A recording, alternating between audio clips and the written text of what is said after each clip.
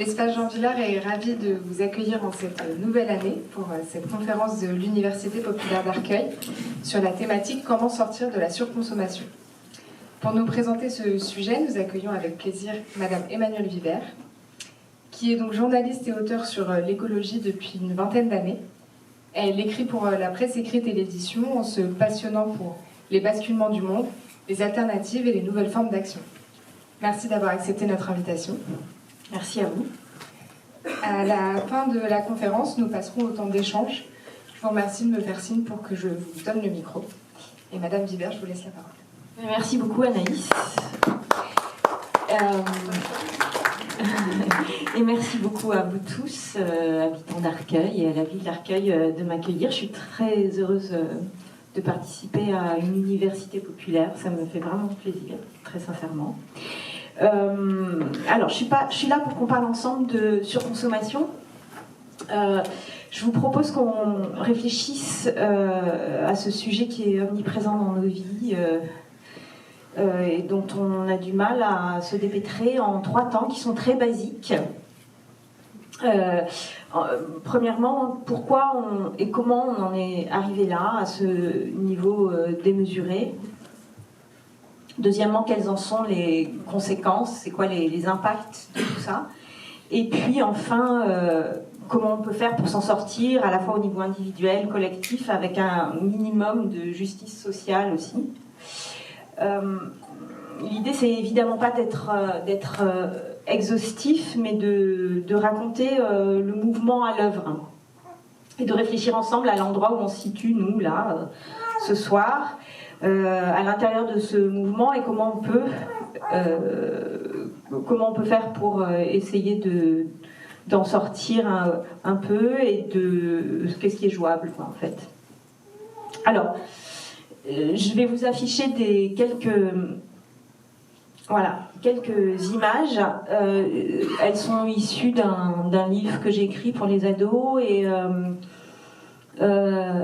les dessins sont d'un illustrateur avec qui j'ai travaillé qui s'appelle Dume, qui est très talentueux. Alors je tiens à dire son nom. Alors d'abord, pourquoi on en est arrivé là? Ça, c'est une petite frise historique avec quelques points. Ce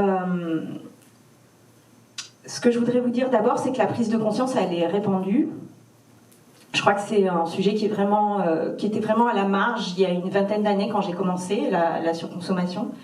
Quand j'ai commencé à me pencher sur la question, aujourd'hui tout le monde à peu près a conscience de ça, qu'on est dans une consommation qui est insoutenable pour la planète, pour les ressources de la planète, pour les humains aussi, pour la justice sociale. Et pourtant, alors même que cette conscience existe, on reste englué.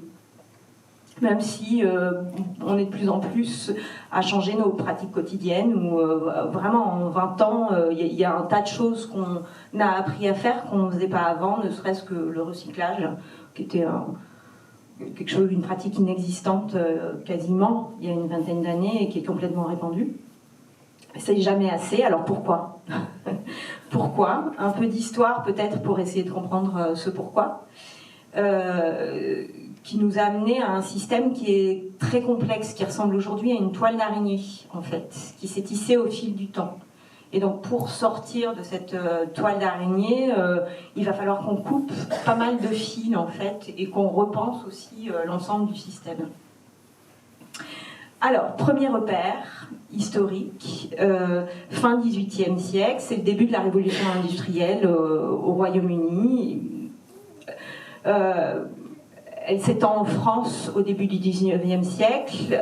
Les machines à vapeur se perfectionnent, on extrait massivement le charbon pour les faire fonctionner. Les usines produisent des produits manufacturés à grande échelle. C'est le début. 1827, c'est la première ligne de train. Bientôt, des transports de masse. La première ligne de chemin de fer française est ouverte entre Saint-Étienne et Andrézieux. À cette date-là, 1827, pour transporter du charbon. Et on voit bien que c'est au service de la production aussi déjà. Plus tard, ce sera évidemment aussi au service du transport des personnes et des marchandises, mais le début, c'est le transport du charbon, et on en construit 569 km en France dans les 15 années qui suivent cette date. 1852, c'est la naissance des grands magasins, qui ont été formidablement racontés par Émile Zola. Les grands magasins, c'est les ancêtres de nos supermarchés. Le Bon Marché ouvre à Paris en 1852 et viennent ensuite les magasins du Louvre en 1855, le bazar de l'Hôtel de Ville en 1856, le Printemps 1863, la Samaritaine 1865, les Galeries à Lafayette 1893. Voilà. Et évidemment, commence aussi l'attraction sur les prix, les publicités, les soldes, voilà, toutes ces choses qu'on connaît parfaitement aujourd'hui, qui étaient complètement neuves à l'époque.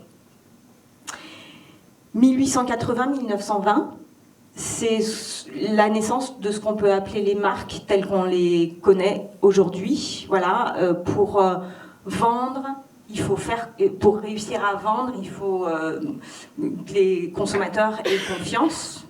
Et pour que les consommateurs aient confiance, on va construire des marques avec des logos, une histoire, de la publicité. Des choses qu'on peut reconnaître en un instant et qu'on va acheter très vite. Alors, certaines marques qui ont été créées à l'époque existent encore aujourd'hui. Coca-Cola, né en 1886, Gillette, 1895, Kellogg's, 1906. Et au tournant du 19e siècle, on a des pubs qui explosent. C'est vraiment la naissance de la publicité.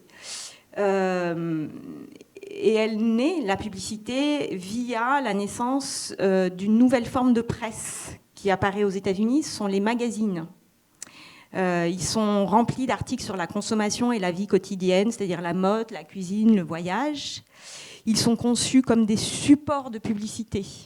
C'est encore le cas aujourd'hui, même si c'est pas, enfin pour bien des magazines, même si c'est pas toujours dit comme ça.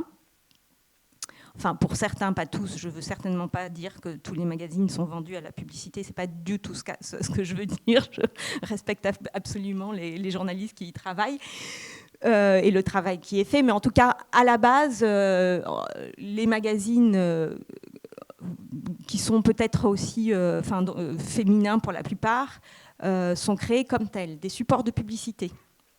Ils arrivent en France dans les années 1930. Il y a Votre Beauté qui est créé par le dirigeant des cosmétiques L'Oréal. Et puis il y a Marie-Claire aussi qui arrive à cette époque-là.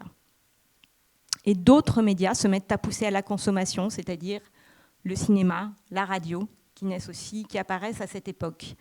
Alors, encore une fois, ce n'est pas exhaustif. Je crois qu'on aurait aussi pu parler de la colonisation, du phénomène colonial à cette époque, de l'esclavage, de la production qui a entraîné aussi l'explosion de la production du coton. Toute la mode actuelle vient aussi de là. Et notre consommation actuelle vient aussi de là. Donc, voilà. Mais on va faire un bond on peut garder ça à l'esprit en tout cas. C'est le siècle où prend racine notre mode de consommation actuel. On arrive dans les années 50 et là, c'est le début de la consommation de masse. Donc entre 1854 et 1975 en France, on passe de 8% à 69% de foyers équipés de machines à laver, par exemple, et de réfrigérateurs. Et de 1% à 80%, 83% pour les télévisions. Les investissements publicitaires sont multipliés, eux, par 7,5 entre 1952 et 1972. Voilà, c'est que des chiffres comme ça dans ces années qui donnent le vertige. C'est aussi le moment où on entre dans l'ère du plastique, avec lequel on fabrique meubles, vêtements, jouets, etc., etc. 1956, j'aime beaucoup cette date parce qu'on en parle beaucoup moins, mais c'est très important dans le transport des marchandises. C'est l'invention du conteneur. C'est aux États-Unis Malcolm McLean qui invente une boîte aux dimensions standardisées. Alors, comme quoi, quand parfois on arrive à s'entendre sur quelque chose, à ce moment-là, tous les ports du monde, tous les acteurs du transport se mettent d'accord pour utiliser cette boîte standardisée et adapter les plus grands ports du monde à son usage. Ce qui facilite complètement et accélère le transport des marchandises par conteneur, par bateau, partout. Et aujourd'hui, il y a un chiffre qui circule énormément, j'en ai jamais trouvé la source, mais en tout cas, il dit l'ampleur du phénomène. Il y a 90% de nos objets, des objets qu'on achète, qui passent par le transport en bateau, donc en conteneur. Et en 2020, 5390 porte-conteneurs ont fait voyager 256 720 tonnes de produits. Voilà, ça c'est un chiffre en tout cas en revanche qui existe. L'autre dernier jalon très important, c'est évidemment l'ère numérique. Au tournant des années 90, le Britannique Tim Berners-Lee invente le World Wide Web. Internet devient accessible au plus grand nombre. Et bientôt naîtront Amazon, Facebook, etc., etc., etc. Tout ce qui nous permet aujourd'hui d'acheter en quelques clics. Voilà. Et de nous proposer une publicité archi ciblée. Après cette prise historique, je voudrais vous donner 2 exemples, voire 3, d'entreprises qui ont accéléré le mouvement, en fait, parce qu'elles ont inventé un modèle qui a complètement aussi révolutionné et permis d'accélérer les choses. Alors, la première, c'est McDonald's. La petite histoire au début de McDonald's, c'est 2 frères, Dick et Mac, qui ouvrent un premier resto en Californie en 1940. Et leur grande invention, c'est que les clients sont garés sur le parking et ils sont servis par des gens en patins à roulettes. Leur business model, c'est qu'ils créent un système pour servir les clients au plus vite. La carte est très limitée, c'est burgers, frites, milkshakes, café, boissons. Et des machines fabriquent des steaks uniformes couverts d'une quantité de sauce calibrée. Les emballages jetables remplacent la vaisselle. Voilà, c'est la naissance du fast-food. Et des chiffres sont complètement fous aujourd'hui.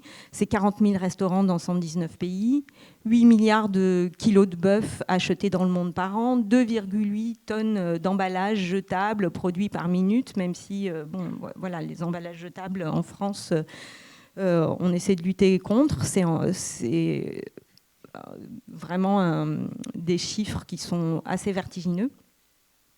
Et les problèmes qui vont avec, beaucoup d'aliments qui sont considérés comme trop gras, trop sucrés, trop salés, les emballages aussi. Le deuxième modèle d'entreprise dont je voudrais vous parler et qui donne aussi le vertige, c'est Ikea. La petite histoire, encore une fois, du début, c'est Ingvar Kamprad qui a 17 ans. Il crée Ikea, donc entreprise de vente par correspondance, en 1943 en Suède. Et l'année suivante, il se spécialise dans les meubles. Alors, son business model à lui, c'est les meubles en kit qui sont lancés en 1953 dans des paquets plats. Coup de génie, les paquets plats, parce qu'ils sont faciles à transporter et moins chers puisque le client les monte lui-même. Les chiffres, complètement fous aussi.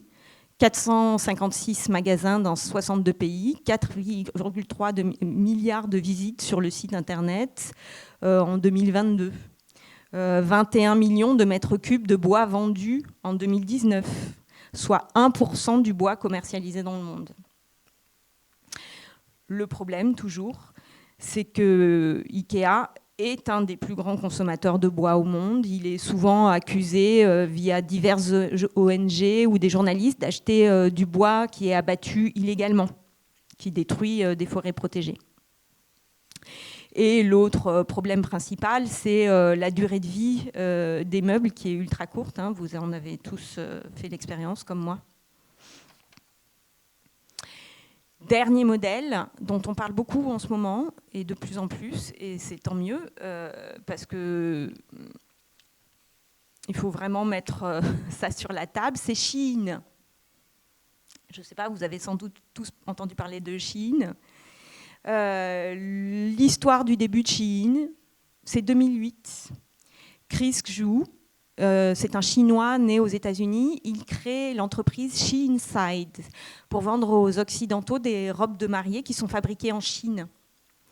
Et l'entreprise devient Shein en 2015 avec toutes sortes de vêtements. Alors ça a beau être une histoire toute récente, c'est devenu un géant absolu. Shein a accéléré le rythme de la fast fashion, qui était déjà un problème. Le rythme de la fast fashion, c'est ce qu'a inventé Zara dans les années 90. L'idée de Zara, c'était de renouveler, enfin on est passé de 2 collections par an, en gros, à des collections qui se renouvelaient tous les 15 jours. Avec Shein, on est à un renouvellement quasi quotidien. En fait, leur truc, c'est d'analyser les tendances sur les réseaux sociaux, de récolter les données de leurs clients sur Internet. Et les collections sont produites en un temps record par un réseau d'usines. Alors maintenant, on appelle ça l'ultra fast fashion. C'est des prix archi bas et un renouvellement permanent. Shein est l'appli la plus téléchargée aux États-Unis, devant Amazon. Il y a 6000 nouvelles références par jour. Shein expédie dans 250 pays. Et je pense que ça, c'est des chiffres que j'avais recueillis il y a quelques mois déjà. Je pense qu'ils sont déjà plus à jour, tellement ça va vite. Le problème, les problèmes créés par ce modèle, ils sont multiples. C'est des ouvriers qui travaillent 11-12 heures par jour, 7 jours sur 7, dans des conditions désastreuses. Ce sont des usines qui fournissent Shein, qui ne respectent pas le droit du travail. C'est les livraisons qui génèrent des emballages polluants et d'importantes émissions de CO2. Selon l'ONG Greenpeace, il y a environ 20% des vêtements produits par Shein qui contiennent des substances nocives pour la santé. Ils sont impliqués aussi dans le scandale des Ouïghours. On reviendra sur cette question. Voilà. Une autre chose sur l'historique, qui concerne l'historique, qui est importante, c'est l'invention du marketing. Alors, je vous montre un autre petit PDF.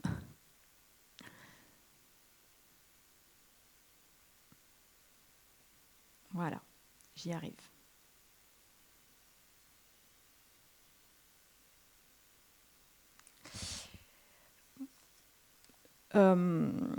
L'invention du marketing. Le marketing, on peut dire que ça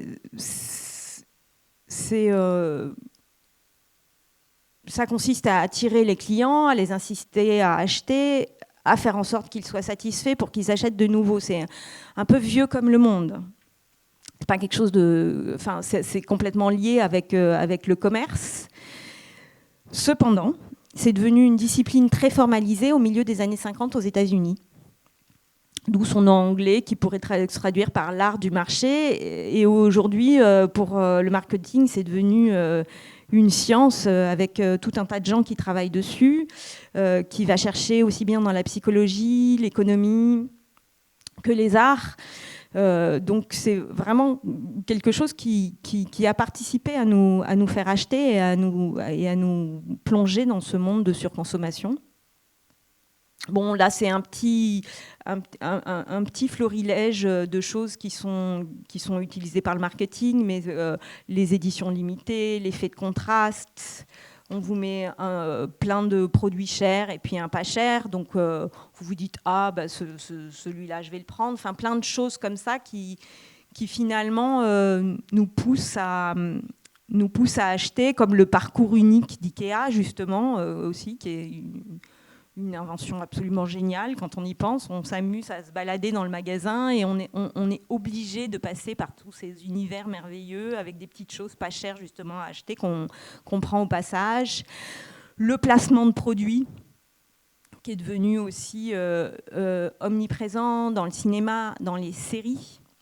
Emily in Paris, c'est 250 marques qui apparaissent dans la saison 3, par exemple. Le sponsoring, qu'on a vu très développé aussi pendant les JO notamment. Voilà. Tout ça, ça résulte dans une invasion publicitaire. Aujourd'hui, quand on fait le test, les enfants, les adultes aussi connaissent la plupart du temps bien plus de marques que de noms de feuilles. C'est toujours un petit peu triste de constater ça, mais c'est vrai. Et elles sont partout, les pubs sur Internet, dans la rue, dans les films qu'on regarde. Il y a des chiffres aussi qui circulent, qui disent qu'on a environ 15 000 stimuli commerciaux chaque jour. Voilà, c'est vraiment un matraquage. Je voudrais juste évoquer avec vous, puisqu'on est sur le sujet de la publicité, je ne suis pas à l'aise avec les PC. Ah voilà, c'est juste un clic. Merci. Je fais comme ça avec mon pouce, ça ne marche pas. Merci beaucoup Anaïs. C'est le thème du greenwashing, parce qu'avec les préoccupations grimpantes sur l'écologie, les marques ont essayé de communiquer de plus en plus sur l'écologie. Or,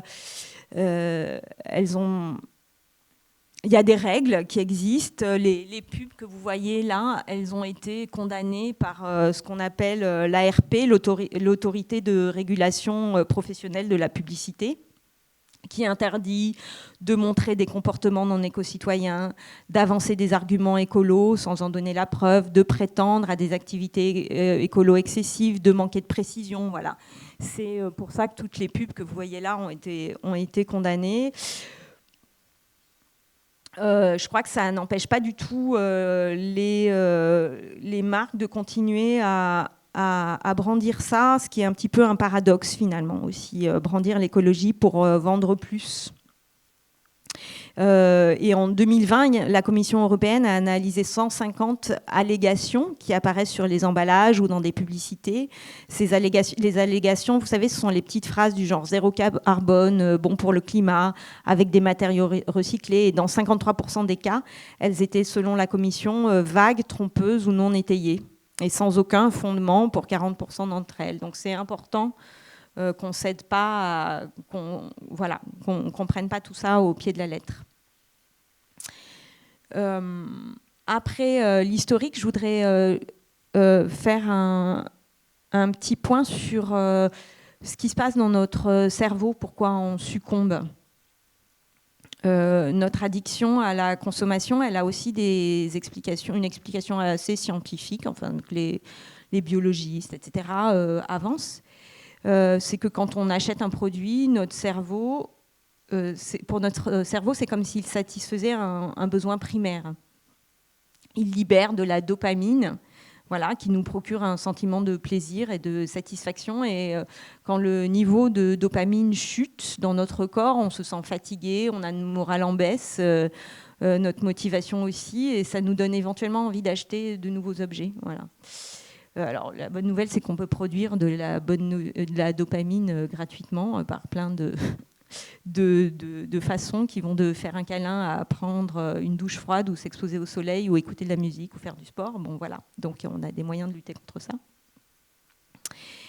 Et j'en viens aux réseaux sociaux. Alors, là, je voudrais juste vous donner un exemple avec Snapchat. Bon, vous savez que c'est vraiment le terrain, aujourd'hui, les réseaux sociaux, où on est archi sollicité.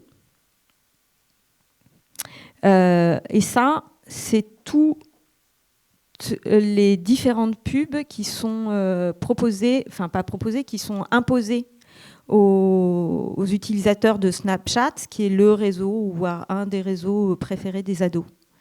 Alors ça vient se loger dans plein d'endroits différents. Alors il y a les simple image ou vidéos, voilà, ça c'est des publicités plein écran, c'est classique.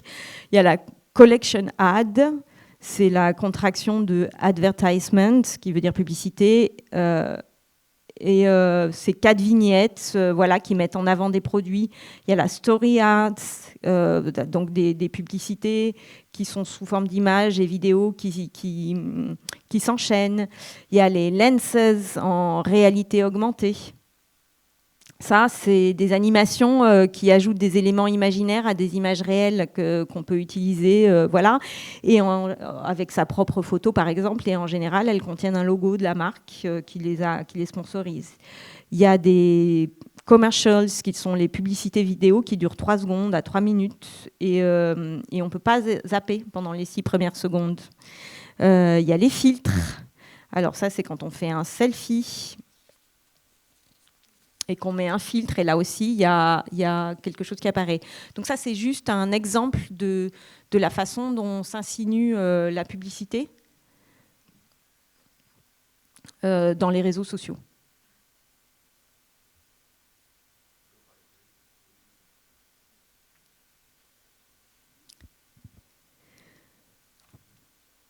Alors, vous avez sans doute ou peut-être entendu parler de l'obsolescence programmée,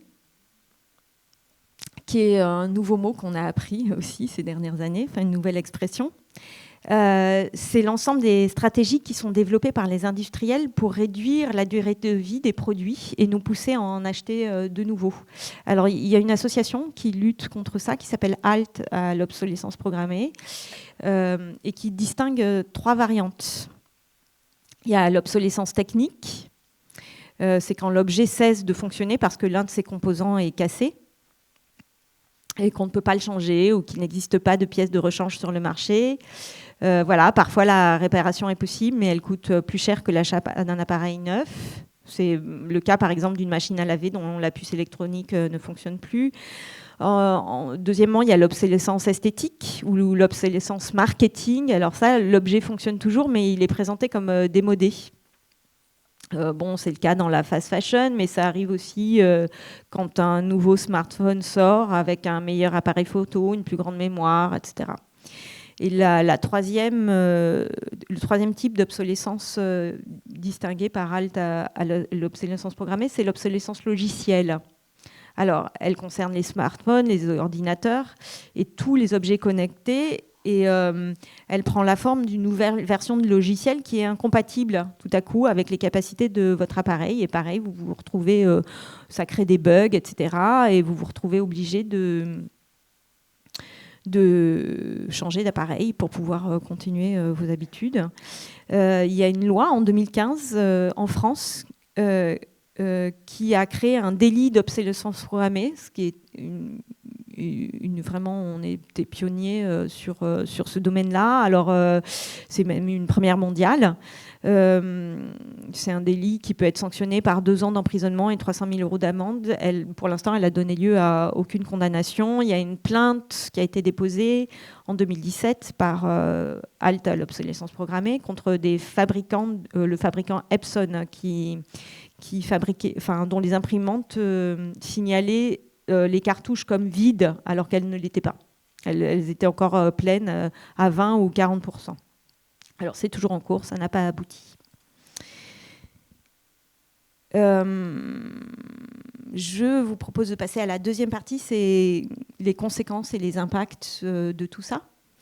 En commençant par une petite évaluation du nombre d'objets qu'on a dans nos maisons. Alors à vous, votre avis, combien d'équipements électriques et électroniques vous avez chez vous ? Vous avez une petite idée ? Quelqu'un se lance ? 10 ? 30 ? 60 ? 500 ? Qui dit mieux ? 10, 20, 30. Alors, vous diriez 30. Alors, figurez-vous que les Français, en moyenne, la plupart des Français pensent qu'ils ont environ 34 équipements électriques et électroniques chez eux.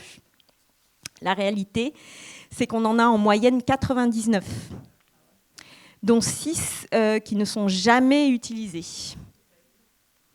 6 qui ne sont jamais utilisés, par exemple, ça va dépendre des foyers, j'imagine, mais voilà, je n'ai pas la précision sur les appareils, mais voilà, l'appareil à raclette, je sais pas, la machine à faire des glaces qu'on a achetée et qui reste à la cave, voilà, tout ça. Les ordinateurs, c'est très présent aussi, qu'on garde et qu'on empile. Ça, il y en a beaucoup, beaucoup, beaucoup. Des smartphones, je sais qu'il y en a beaucoup qui dorment au fond des tiroirs et qu'on n'utilise pas. Alors, tout ça a un poids, ces objets, qui a été calculé par l'ADEME dans une étude qu'ils ont appelée sur le sac à dos écologique, avec l'idée qu'il y a le poids réel des objets, mais il y a tout le poids de ce qui a été nécessaire à leur production. Si on prenait en compte les matériaux qui ont été mobilisés depuis l'extraction des matières premières jusqu'à la fabrication du produit fini, voilà, il faut compter les métaux. Il faut compter des métaux qui incluent les roches et les sols déplacés dans les mines, le pétrole pour fabriquer du plastique, des produits chimiques ou pour générer de l'électricité, le charbon pour créer de l'énergie. On va compter aussi le bois, les produits issus de l'agriculture, le caoutchouc, le coton, etc. L'addition s'alourdit énormément.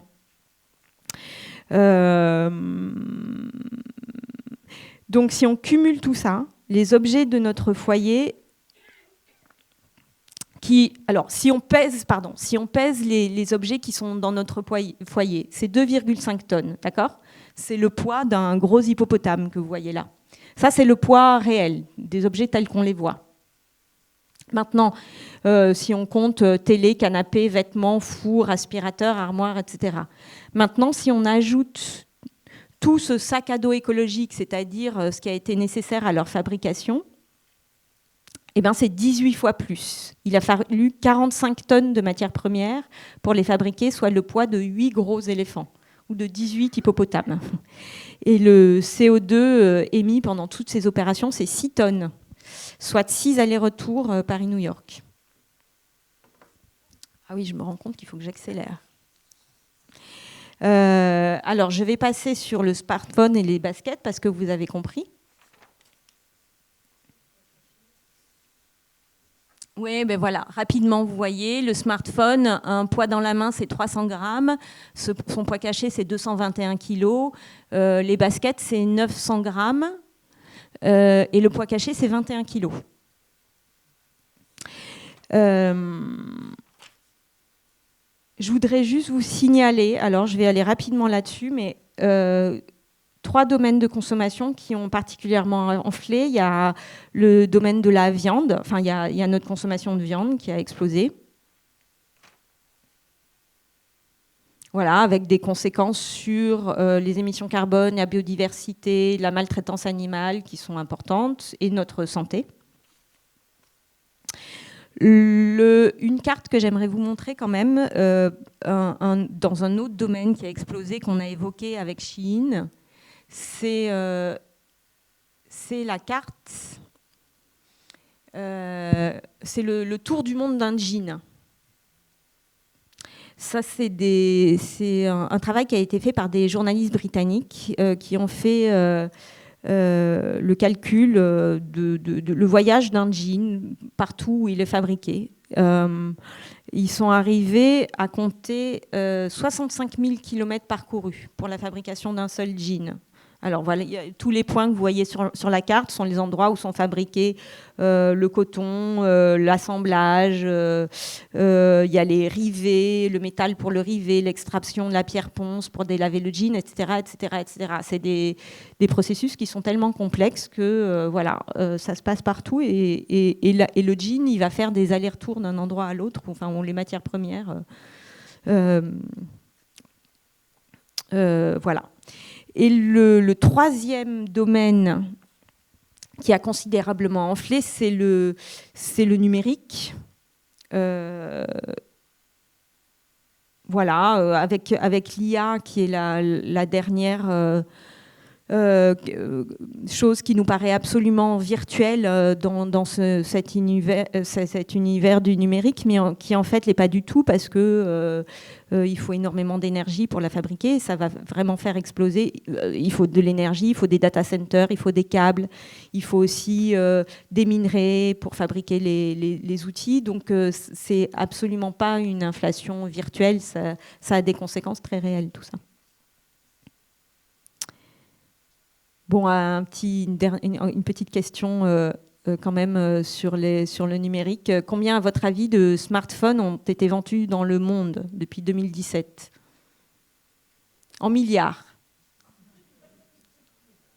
1, 2, 3, 4. Non, en milliards, c'est plus de 10 milliards. Voilà. Encore, ouais. L'impact carbone du visionnage d'une série de 10 heures en streaming, en haute définition et en Wi-Fi. Alors, c'est équivalent à 2,3 km en voiture, 69 km ou 230 km, à votre avis? Ah, ça, je ne sais pas. Vous me posez une colle. Non, c'est 69 km en voiture. Bon, je voulais vous parler du drame du Rana Plaza en 2013. C'est une usine qui s'est effondrée à Dhaka, au Bangladesh, dans laquelle on produisait H&M, Mango, Tech, Sinexinso. Voilà, c'est un drame qui a marqué les consciences et qui a fait réagir beaucoup et qui a fait finalement qui a été un moment de prise de conscience, en tout cas pour la surconsommation de vêtements, qui était important, de la tragédie des Ouïghours, dans laquelle est impliquée notamment Chine, mais bien d'autres marques en Chine. Et ça aussi, c'est le résultat, enfin en tout cas, c'est vraiment lié à notre consommation. Mais je vais passer aux inégalités. Quand même, je voudrais vous montrer, avant qu'on arrive aux solutions, quelque chose sur les inégalités. Ça, c'est une étude qui montre que plus on est riche, plus on consomme et plus on a d'impact. En Europe, vous avez le graphique en haut à gauche qui montre les émissions de carbone par personne et par an. En bleu, vous avez celle d'une personne qui est considérée comme pauvre, c'est-à-dire qui appartient aux 50% de la population qui a les revenus les plus faibles, c'est pas mal, la moitié de la population. En vert, les émissions d'une personne qui appartient à la classe moyenne, et en rouge, c'est les émissions d'une personne qui est considérée comme riche, c'est-à-dire 10% de la population qui a les revenus les plus hauts. Et ben, vous voyez, pas besoin d'être un champion de mathématiques pour s'apercevoir qu'une personne de la classe moyenne a un impact 2 fois plus grand qu'une personne qui est pauvre, et qu'une personne qui est riche a un impact 3 fois plus grand qu'une personne de la classe moyenne. Et ailleurs dans le monde, c'est à peu près pareil, avec des nuances. On s'aperçoit que les plus riches d'Asie du Sud-Est ont à peu près le même impact que la classe moyenne en Europe, par exemple. Alors, les économistes qui ont fait cette étude proposent de taxer les plus riches. Évidemment, c'était un petit peu l'objet de l'étude aussi, pour résoudre ça et lutter contre le réchauffement climatique et réduire la pauvreté. Voilà. Alors, dans notre troisième partie, comment on peut faire? Il y a énormément de choses qui sont proposées. Je vous propose de balayer une série de principes de base de la consommation responsable, disons, à un niveau individuel pour la plupart. On va commencer par là. Parce que, évidemment, il y a beaucoup de discussions sur l'efficacité de l'action individuelle en la matière, mais on va y revenir. Mais les principes de base, ça va c'est faire avec ce qu'on a, commencer par ça, regarder ce qu'on a autour de soi, ensuite faire durer ses objets, réparer, faire soi-même, fabriquer, emprunter ou louer, acheter du seconde main, et acheter en dernier recours des objets qui sont durables. Ça veut dire choisir l'ordinateur qui va nous durer le plus longtemps possible. Il y a des guides d'achat maintenant sur Internet. Voilà. Il y a aussi manger responsable, ça fait partie de nos responsabilités de consommateurs. Et puis donner une seconde vie aux objets. On a pour nous aider sur ce travail à temps complet. Des labels que vous connaissez sans doute pour la plupart, hein. L'écolabel européen qu'on retrouve maintenant sur plein de produits différents comme les lessives, Max Havelaar pour le commerce équitable, le t-shirt vert que vous voyez c'est pour le coton bio, pour les cosmétiques c'est EcoCert et Cosme Bio, voilà, et le label pour tout ce qui est alimentation. Je voulais vous faire un petit zoom sur le seconde main, qui est très mis en avant, mais qui pose une question avec l'explosion d'applis comme Vinted, pour n'en citer qu'une seule, parce qu'on reproche beaucoup à Vinted finalement de participer à la surconsommation en partie. Parce que beaucoup de personnes vont se dire bah, je peux acheter ça parce que je vais pouvoir le revendre sur Vinted et finalement, ou alors je vais faire des bénéfices sur Vinted, ce qui va me permettre d'acheter des nouveaux produits. Donc il y a ça qui nous maintient d'une certaine manière dans ce système-là. Et puis il y a le transport qui n'est pas négligeable, le transport et les emballages des produits. Alors la leçon de ça, c'est que le réel, c'est mieux que le virtuel. Il y a des boutiques réelles, les friperies, les brocantes, Emmaüs, même si ces derniers temps, c'est revenu sur le devant de la scène pour d'autres raisons. Mais voilà.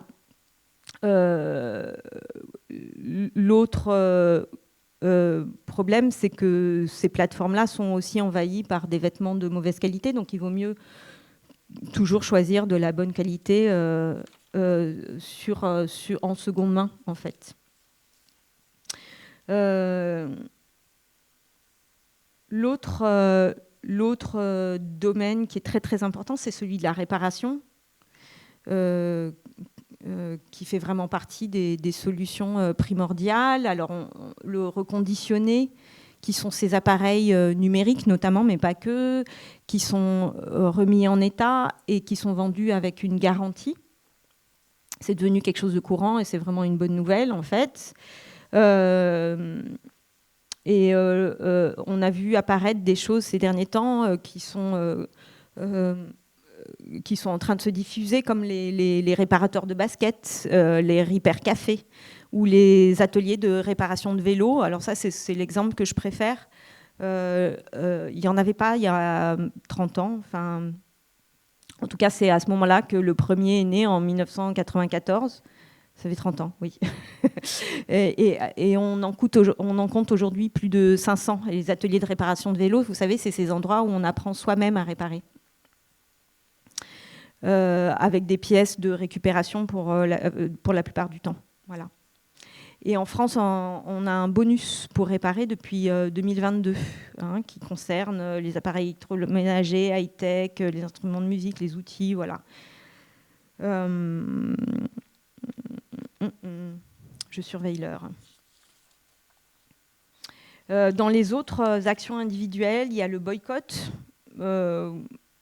Voilà, moi je trouve qui est une action très basique, mais qu'on peut vraiment... voilà, il y a des choses qu'on peut refuser d'acheter très simplement, comme les bouteilles d'eau. Le name and shame, nomme et dénonce, ça aussi c'est une action individuelle qui est très facile avec les réseaux sociaux. On peut simplement dénoncer les choses, qui devient intéressante quand certaines ONG s'emparent de ça pour créer des mouvements. Voilà. Par exemple, Greenpeace au Canada a créé un hashtag en 2018 qui s'appelle Ridiculous Packaging pour dénoncer l'overdose d'emballage.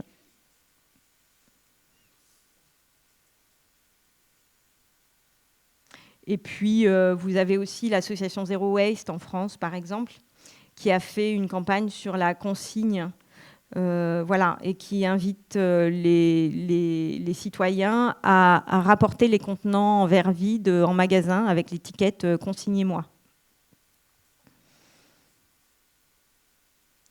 Alors, tout ça, c'est des actions individuelles. C'est indispensable, mais il y a des experts qui ont fait le calcul. Alors, sur les 11 tonnes de CO2 émises par le Français moyen chaque année, ils ont calculé combien on pouvait économiser avec ces fameux petits gestes. Imaginons que ce Français moyen décide de faire de gros efforts et adopte un mode de vie vertueux pour se convertir au végétarisme, préférer le vélo à la voiture, arrêter l'avion, acheter moins de vêtements neufs, manger local, chauffer moins son habitat, acheter de la high-tech et de l'électroménager d'occasion, passer au zéro déchet. Et avec ce changement de vie important, les émissions de CO2 de notre Français moyen diminueraient de 25%. Alors 25%, c'est tout sauf négligeable. Donc ça montre que si on fait ces efforts individuels, c'est vraiment important. Mais évidemment, ça ne suffit pas. Comme... le reste est lié au mode de production des industriels, aux méthodes choisies par les agriculteurs, au fonctionnement des hôpitaux, aux constructions des routes, etc. Ça veut dire que tout ça est aussi évidemment question de politique et de modèle des entreprises et que tous ces acteurs-là voilà, doivent avancer. Je voulais vous montrer une théorie économique rapide, voilà, qui s'appelle la théorie du donut, qui est une forme d'idéal en fait de fonctionnement de l'économie et donc de nos modes de vie et de consommation qu'on doit à l'économiste britannique Kate Raworth. Elle revisite les principaux concepts de l'économie en y introduisant les dimensions sociales et environnementales. Alors, on n'est plus en train de poursuivre la croissance et donc la consommation et la vente d'objets comme but absolu, mais voilà, on introduit les limites planétaires. Alors, ça s'appelle un donut, hein, pour la raison évidente que vous voyez là. C'est un double cercle. Le cercle extérieur représente les limites, le jaune représente les limites planétaires. D'accord ? C'est le plafond environnemental. Il est composé de 9 limites que nous ne pouvons pas dépasser sans compromettre l'équilibre de la planète.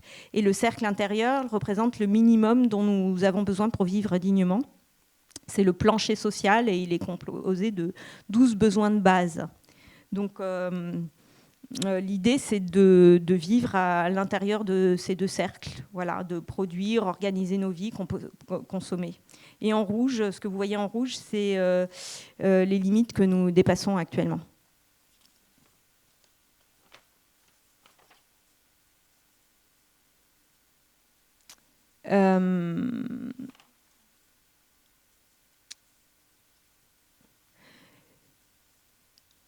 Je crois que d'ailleurs, cette théorie du donut, elle est appliquée par certaines villes, notamment dans le nord de l'Europe, qui l'utilisent comme une espèce de guide pour leur politique.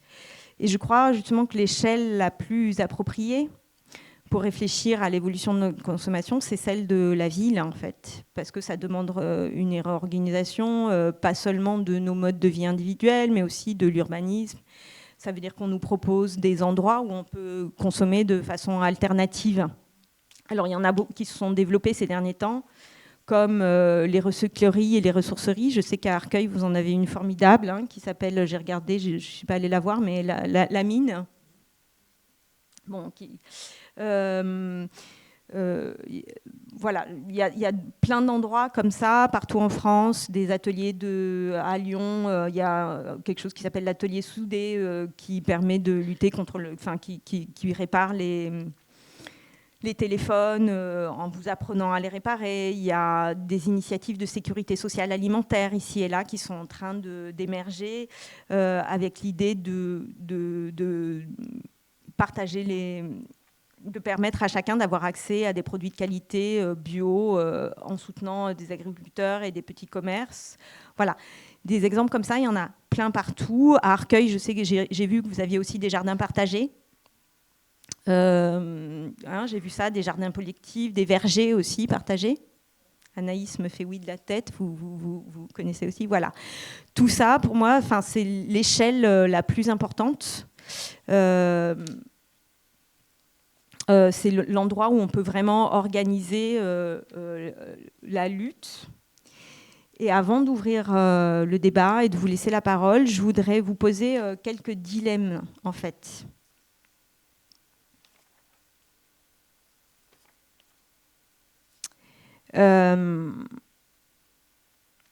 Parce que, évidemment, tout ça n'a rien d'évident. Le premier, c'est que c'est des dilemmes, disons, sous forme de questions. La première question, c'est est-ce que ça coûte plus cher de consommer écolo ? C'est un fait. En plus, on est en période d'inflation. Les produits bio, ça coûte plus cher. Les produits éco-conçus, ça coûte plus cher, etc. Donc, c'est vraiment une tension, en fait, quand on dit qu'il faut arrêter d'acheter chez Shein, qu'il faut arrêter la fast fashion. En même temps, voilà, tout le monde ne peut pas s'acheter des produits très chers, etc. Et c'est aussi, encore une fois, pointer du doigt les personnes les moins favorisées sur leur pratique de consommation, alors qu'on l'a vu, c'est les 10% les plus riches qui ont l'impact le plus important. Ça, c'est une question vraiment importante à avoir en tête quand on réfléchit à comment on fait évoluer ce système aussi. Une autre question, c'est que ça prend pas mal de temps de consommer responsable, ça peut même en prendre beaucoup.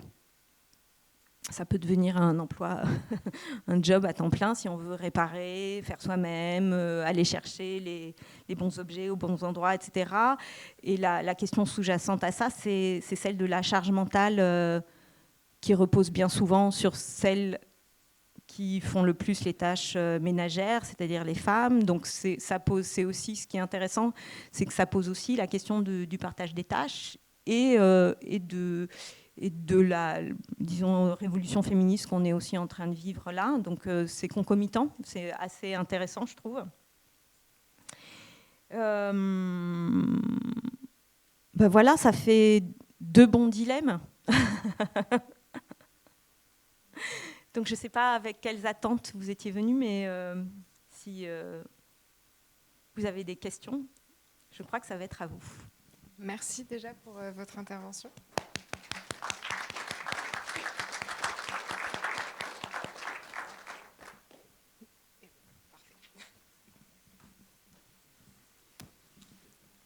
Oui, alors bonsoir. Donc il y a plusieurs points que je voulais évoquer, plutôt orientés vers les solutions.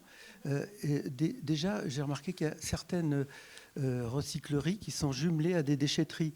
Et ça a tendance à se développer un peu, mais il faudrait que ça soit obligatoire, parce que j'ai vu ça dans une... Les gens arrivent en voiture, et on leur demande d'abord s'ils ont des choses qui sont réparables, qu'est-ce qu'ils amènent. Il y a un tri qui est fait, puis après, les objets sont triés déjà et sur place. Bon, et puis, d'autre part, pour ce qui est de l'aide à la réparation des objets, il paraît que ça a fait toute une cagnotte par l'écotaxe et que le gouvernement a très peu fait savoir qu'il y avait cette possibilité d'utiliser cette éco. Et les artisans, il y en a un qui m'a dit non, c'est trop compliqué. J'ai essayé, il répare des objets en cuir. C'était à Arcueil, du reste, à la Maison de la Solidarité, là, il n'y a pas longtemps, où il y a eu un atelier de réparation. Donc, il reste plein de sous et qui n'ont pas été utilisés pour cette loi qui était bien parce que le gouvernement n'a pas fait la publicité, bon, je vais dire, n'a pas fait connaître les possibilités et ça n'a pas été facilité en pratique. Voilà. Et d'autre part, il y a des associations, vous en avez cité une, contre l'obsolescence programmée, et il y en a une autre que je voudrais citer parce que je la connais bien, qui est assez récente, qui s'appelle les Mamies pour le climat, qui va intervenir au mois de mars et avril auprès des pouvoirs publics, c'est-à-dire avec une manifestation devant l'Assemblée nationale, devant le Conseil d'État et la mairie de Paris. Et puis après, il y a une conférence en avril à la Maison du Climat avec des techniciens de machines à laver qui ont fait des machines à laver increvables, etc. Et donc, l'objet de ces interventions, c'est parce qu'on s'est aperçu que, vous avez peut-être entendu parler d'une étude du CNRS qui montrait que les choses bougeaient quand c'était en plus du niveau individuel, qui compte pour 25%, quand la gouvernance amenait des vrais changements avec... alors donc, ce qu'ils proposent, cette association, c'est de faire... il y a toute une série de propositions avec des juristes, etc. C'est de faire d'obliger à la réparabilité. C'est déjà bien qu'elle soit indiquée, mais que ça soit obligatoire, parce que pour le moment, c'est facultatif. Et puis qu'en plus, cette réparabilité, elle soit accompagnée d'un malus automatique, parce qu'actuellement, il y aura peut-être, je crois, un bonus qui est en cause. Enfin, j'ai entendu là aussi une émission qui disait qu'on s'orientait, enfin, il y avait un projet gouvernemental pour faire un bonus, c'est-à-dire carrément qu'il y a une aide pour les objets qui sont réparables. Mais ce qu'ils demandent, eux, c'est qu'il y ait carrément un malus pour ceux qui sont mauvaise qualité et qu'il y ait des contrôles. Voilà. Parce qu'actuellement, comme vous dites, la loi de 2015, qui était excellente, qui était une pionnière, eh ben, il n'y a eu aucun effet pratique parce qu'il n'y a eu aucun contrôle et puis qu'au niveau juridique, enfin, il n'y a pas les possibilités, il n'y a pas eu l'action. Voilà. Oui, et puis c'était une loi très limitée aussi parce qu'il faut être une association de consommateurs pour pouvoir porter plainte. Donc elle avait beaucoup de limites, cette loi-là de 2015 contre l'obsolescence programmée. Oui, je voulais juste dire, un mot, c'est ça. C'est que si des gens sont intéressés pour venir manifester et avoir de contact avec cette association, je peux donner les références. Elles peuvent être prévenues par mail quand les dates ne sont pas encore fixées au mois de mars. Bon, c'est les mamies du climat, c'est ça ? Les mamies pour le climat. Comme les mamies pour le climat, mamie comme une grand-mère, c'est ça ? Oui, ça existe déjà en Allemagne. D'accord. Mamie ou papy, il y a quelques papis dont moi. Et donc, l'idée, c'est de ne pas laisser aux générations suivantes ce fardeau que vous avez décrit, ce boulet même, on va dire. Non, mais je trouve intéressant ce que vous racontez parce que ça illustre bien l'idée qu'il nous faut à la fois une politique, des pratiques individuelles de chacun et des associations qui militent et pour qu'il y ait des avancées. Voilà. Le côté le plus désespérant étant l'aspect politique, parce que c'est là où ça bouge le plus doucement. La loi sur l'obsolescence programmée, c'est qu'un exemple, et parce que c'est très partiel, c'est intéressant, c'est une première mondiale, mais c'est très partiel et finalement, c'est pas mis en pratique, elle sert à rien jusque-là. Les lobbies, excusez-moi. Oui, je vous en prie. Donc, merci pour l'appel à manifester, juste parce que c'est important. Voilà. Et je voulais vous dire juste que les lobbies ayant tellement de poids financier, publicitaire, et puis surtout ont des réseaux aussi bien en France, en Europe, etc., partout à Bruxelles, pour faire des entraves à ça, il faut qu'il y ait un contre-pouvoir pour faire avancer plus vite, parce que dans ce que vous dites, il y a beaucoup d'initiatives qui sont au niveau local, des mairies, tout ça, ou des citoyens qui font des associations, mais au niveau général, c'est-à-dire vis-à-vis des entreprises, et tout, vous avez dit que ça joue pour 75% du poids, et ça serait important qu'il y ait plus d'impact pour dynamiser tout ça. Oui, on peut citer beaucoup d'autres ONG qui travaillent dans ce sens-là. Elles ne sont pas forcément estampillées consommation d'ailleurs, mais Bloom, par exemple, dans le secteur de la pêche, qui lutte contre les ravages de la pêche industrielle, elle a fait un travail énorme en France et au-delà, en Europe, pour faire évoluer la réglementation. Et c'est complètement lié à ce qu'on consomme. C'est un exemple parmi tant d'autres. Mais des grosses ONG environnementales qui se battent avec des méthodes efficaces Voilà. Oui, il y a juste No Waste aussi, qui est pas de Zero Waste. pas de déchets. Zero Waste, l'association ouais. Zero Waste France, oui, je crois que je l'ai cité à un moment, je ne sais plus pourquoi, oui, pour leur travail sur la consigne notamment, mais ils en ont fait beaucoup d'autres, ouais, en effet. Et c'est une association qui existe au niveau européen aussi. Voilà.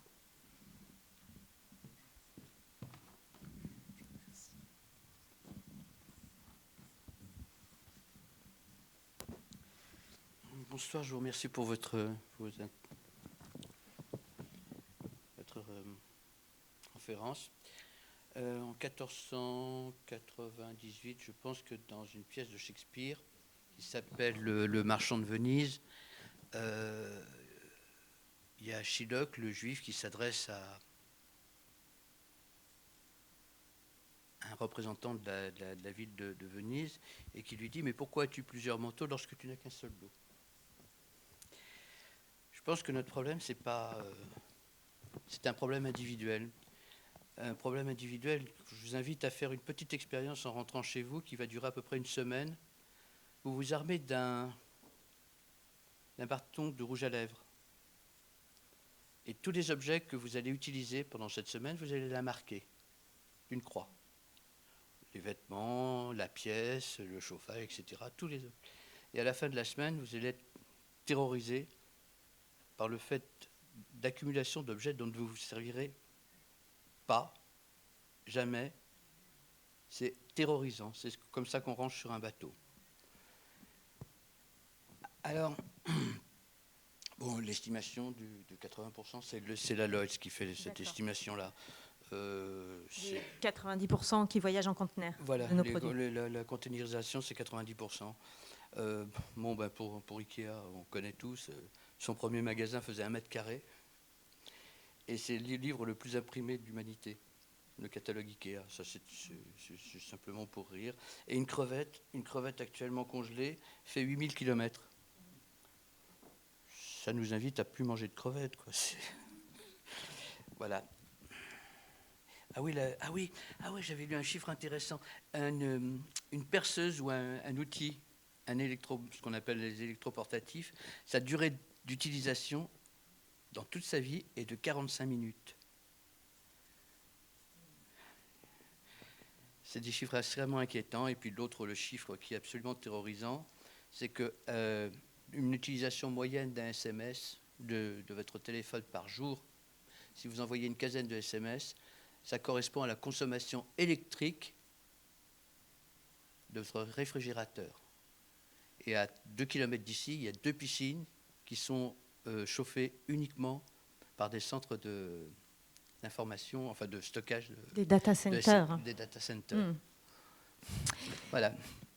Okay, merci. Alors, vous dites que c'est purement individuel comme problème. Permettez-moi de ne pas être d'accord, mais on est là pour ça. Je crois que, au contraire, moi, plus j'avance sur la question, plus je pense que la solution n'est pas individuelle. Encore une fois, il y a une vingtaine d'années, quand j'ai commencé à me pencher sur les questions de consommation responsable, etc., c'est quelque chose qu'on abordait purement du côté individuel. Et depuis, il y a eu énormément de critiques sur cette approche-là. D'abord pour dire que c'était très récupéré par les entreprises, par exemple, qui prenaient les petits gestes pour pouvoir se dédouaner de leurs propres actions, qui nous disaient fermer l'eau du robinet, je sais pas moi, toutes sortes de petites choses comme ça, qui permettaient de continuer à rester dans ce système-là, de vendre toujours plus de produits. Et puis on voit bien, l'étude de Carbone 4 là, que je vous ai montré, notamment le montre, que même si on fait tout, on a une vie absolument vertueuse, ça ne suffira pas. En fait, ça nous fait progresser de 25% seulement et pas de 100% sur les objectifs à atteindre pour limiter les émissions de carbone. Et puis, je ne crois pas qu'on peut dire... Alors ça, c'est un livre que j'avais fait pour les adolescents. Mais mon dernier argument, pour dire que ce n'est vraiment pas une question individuelle, c'est que je ne crois pas qu'on peut dire... ça, c'est un livre que j'ai fait pour les adolescents. Bayard. Ça s'appelle « La halte à la surconsommation », si je me souviens bien. C'est toujours Bayard. Et je ne crois pas qu'on peut leur dire, eux qui débarquent dans ce monde-là, qui en apprennent les règles au fur et à mesure, à qui on met des téléphones dans les mains parce qu'ils n'ont pas vraiment choisi. Ce sont des enfants, des adolescents, des jeunes gens qui rentrent là-dedans et on leur met des téléphones dans les mains et ils sont bombardés de trucs, de nouveaux désirs, etc. Je crois qu'on ne peut pas leur dire c'est ta faute. Toi, individuellement, c'est ta responsabilité. Je crois que c'est notre responsabilité collective de les protéger de ça et politique, voilà, de les protéger de ça. Donc je crois que c'est vraiment pas une question individuelle en fait, et que ça l'est de moins en moins. Malheureusement, l'appétence des gens pour voter des mouvements écologistes commence à baisser. Le mouvement bio commence à se baisser la figure, et le commerce bio est en chute. Alors, oui. Et pourquoi ? Parce que à chaque question écologique ou à chaque question de consommation, on répond, comme critiquent les Américains, par la fabrication énorme qui fait capacité à créer des normes. Ils ont des idées, on a des normes. Ça ne va pas le faire. Ça, c'est un premier point. Et ensuite, il y a une sorte de lassitude qui s'installe dans la population au niveau de l'écologie en disant c'est toujours punitif. C'est toujours punitif. Où est la joie, où est le plaisir? On est puni, c'est 20%. Regardez votre pare-brise de voiture. Dans 15 ans, il n'y a plus des vignettes. Quoi. C'est ça, les... Comment? Non, mais je fais que du vélo. Excusez-moi, c'est juste possible d'échanger avec le micro, sinon on ne vous entend pas du tout. Il y avait un monsieur qui avait une question avant. Madame, je vous donne après si ça vous dérange. Bonjour. Alors moi, la part de raisonnement, c'est que je ne comprends pas, c'est pourquoi la ville ou une petite échelle serait l'échelle la plus pertinente, étant donné que notre consommation est organisée à l'échelle mondiale. Vous nous expliquez que le produit en courant ou le produit dont on va avoir besoin, tout simplement, parce que bon, les vêtements, on en a quand même besoin de 2 ou 3 par an, quand même, il est organisé sur un circuit qui est planétaire, sur lequel le maire ne gère à peu près rien. Même si on prend une échelle un peu plus grosse, le département ou la région, ils vont vite arriver à leurs limites. C'est-à-dire que, basiquement, à partir du moment où les circuits commerciaux sont de plus en plus mondialisés, les réponses sont de plus en plus mondialisées. Et c'est les échelles de géants. Donc pour nous, c'est l'Europe en premier lieu, pour être très clair. Non, mais je suis entièrement d'accord avec vous. Je pensais pas que enfin, quand je vous donne l'échelle de la ville, je pense que toutes les échelles sont essentielles. Voilà, celle des lois de l'Europe pour les lois. Évidemment, on est dans un commerce qui est mondialisé. Après, quand on réfléchit à ce sur quoi on a prise, c'est toujours le plus proche de chez soi. Et ce qui est certain, c'est que les solutions qui nous sont proposées pour sortir de ça, c'est-à-dire la réparation, faire soi-même, manger local, c'est évident, c'est une échelle locale. Enfin, c'est pour ça que les jardins partagés, etc., c'est pour l'instant dérisoire, mais en tout cas, une relocalisation de la production, c'est par là que ça se passe. Et c'est à une échelle locale qu'on peut agir sur tout ça. Et surtout, je pense que la transformation, elle passe par un changement de l'urbanisme quand même. C'est-à-dire que notre consommation, elle a aussi un impact parce qu'on va en voiture au supermarché au lieu d'aller dans le petit magasin de producteurs. Donc à une échelle locale d'une ville, d'un département, on peut organiser d'autres lieux comme cela, comme la mine, comme des lieux où on va réparer les objets. Ça peut être complètement organisé. Enfin, il nous faut en tout cas, au niveau local, un tissu de nouveaux lieux qui nous permettent de consommer différemment, beaucoup plus facilement que ça ne l'est aujourd'hui. Aujourd'hui, il faut être très, très motivé pour faire réparer ces objets. Alors, c'est dû à la loi, qui est défaillante, comme monsieur l'a souligné tout à l'heure, mais c'est dû aussi au manque de lieux pour ça. Mais c'est dû aussi au manque de compétences. C'est-à-dire que moi, je ne sais pas réparer un téléphone, mais je pourrais apprendre, encore que c'est compliqué. Mais j'aimerais beaucoup qu'il y ait des lieux où on me propose des low-tech. Hier, j'ai interviewé une personne qui a ouvert une bibliothèque de location d'objets. Ça s'appelle une bibliothèque à objets. Il y en a de plus en plus en France. Ça, c'est absolument passionnant comme endroit. Ça devrait être indispensable, moi, je trouve, partout. Voilà. Et ça, c'est à l'échelle des villes, par exemple.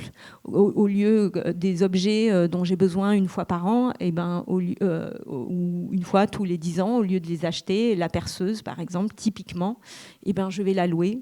Voilà. Et du coup, ça fait tout à coup beaucoup moins de choses. Ou la super machine à glace qui me fait rêver. Et pourquoi je m'en priverais? C'est vrai, moi aussi, j'ai envie de fabriquer des super glaces. Je vais la louer. Ça peut complètement s'organiser à l'échelle d'une ville. Et si j'en avais vraiment près de chez moi, pas très loin, je le ferais. Là, j'en ai pas près de chez moi, donc je le fais pas. Louer des objets comme ça. Voilà. Par exemple. Je pense que... Excusez-moi, madame. Non, mais j'habite en ville aussi. Hein. Non, mais j'ai une d'Arcueil, là. Ah, d'accord. En fait...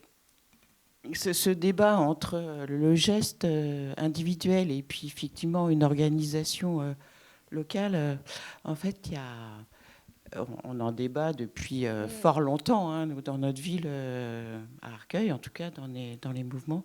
Moi, je suis bénévole à la mine, hein, donc à cette ressourcerie, et aussi dans les jardins partagés. Donc en fait, nous, notre vœu pieux, parce que je dis pieux, parce que j'ai aussi une grande lassitude, c'est que c'était ce rêve fou de penser qu'on allait faire tache d'huile, que notre exemple allait être vertueux et qu'on allait entraîner. Alors, bien sûr, on entraîne un peu, mais si peu par rapport à la surconsommation. On est dans une course terrible, il y a une urgence. Donc là, on discute, etc. On peut faire des petits... Ça nous fait plaisir. Hein. En fait, c'est bon pour la dopamine, en fait, tout ça. Mais en fait, ça ne résout absolument pas les questions. Alors, attendez, je n'ai pas fini ma démonstration. Donc, en fait, il n'y a pas du tout... Mais continuons, parce que il faut bien qu'on se porte et que quand on a conscience, soit on s'effondre, soit on réagit. Alors, on réagit comment? Soit comme la génération climat, la génération de mes 3 filles, qui vont face aux flics, hein, qui font de la désobéissance, parce que c'est insupportable. Et puis voilà. Et puis c'est un feu de paille. Et puis après, il y a la vie qui reprend. Et c'est une nouvelle génération qui crie, mais en disant, mais vous êtes fous, les générations, là, qu'est-ce que vous nous avez fait? Qu'est-ce que vous nous laissez? Et puis... ça s'émousse, voilà. Donc, qu'est-ce qui fait que tout d'un coup, il y a une précipitation de toutes ces consciences pour qu'on arrache le morceau, voilà. Et moi, ce que je vous reproche, madame, c'est que vous ayez jamais prononcé que c'est le système capitaliste qui nous mène à ça. Et que... l'analyse du système capitaliste, c'est-à-dire qu'au cœur de tout ça, c'est le profit, enfin, soyons clairs. Donc bien sûr, tous ces mécanismes, toutes ces matières grises, parce que et Dieu sait si que la matière grise, elle a été mise, là, quand je vois les managers, moi, dans ma boîte, j'étais à Bayard, je peux vous dire, oui, ils étaient très intelligents pour nous vendre de la merde, alors que nous, les créateurs... on faisait notre taf et eux, ils étaient payés 6 fois plus cher pour vendre notre petite création. Voilà. Tout ça pour dire qu'il y a de la matière grise pour faire fonctionner tout ça. Et que cette matière grise, voilà. Et donc il va falloir... Comment cette précipitation, comment ce mouvement peut se dire... Parce qu'on a toutes les germes de cette conscience... Pour arriver à ce joli donut là, que je trouve pas très joli graphiquement, mais voilà. Tout ça pour dire, c'est que il faudrait quand même... Alors, je sais bien, vous êtes passé par Bayard et par ça, là. Donc Bayard, je sais, on dit jamais le système capitaliste. Et c'est ça le problème. Il faut trouver un autre modèle, une autre forme de capitalisme. Un autre mot, du coup, aussi, quand même. Il y a un autre mot aussi. Non, mais bien sûr, je n'ai pas prononcé le mot. Après, la démonstration, enfin, la partie historique de la démonstration que j'ai essayé de vous faire ce soir, elle visait quand même à montrer que tout ça est un phénomène qui part de loin. Et si j'ai parlé de l'industrialisation, c'était pour montrer que l'industrialisation, c'est quand même le moment où on a commencé à puiser. C'est pas le début, parce que ça peut commencer bien avant, mais en tout cas, puiser dans les ressources, le charbon, le bois, les esclaves, le coton, enfin tout ça, de façon surdimensionnée, en épuisant la planète. C'est là où les émissions de carbone ont commencé.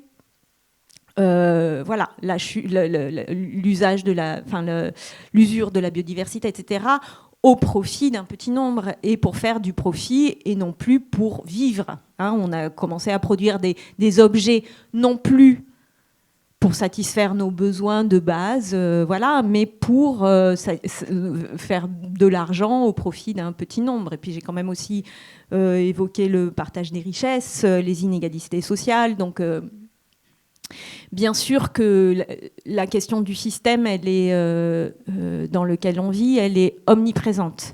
Après, c'est vraiment cette question des petits gestes, parce que la question de la